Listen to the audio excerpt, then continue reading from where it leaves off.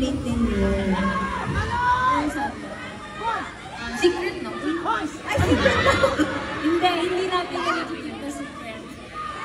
Alam mo, kasama. So, eto na. Sige na. So, ang roommates ako, roommate ko, si Bebe Gwen.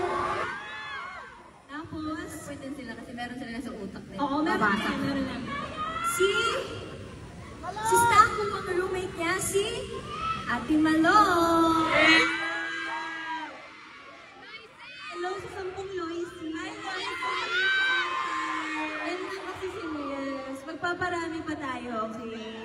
Si Ate Kulat, ang roommate niya, si Bebe Shi. Alina.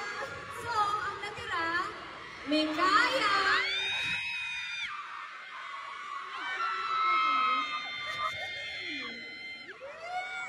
Yan, okay na kayo. Okay na. Okay.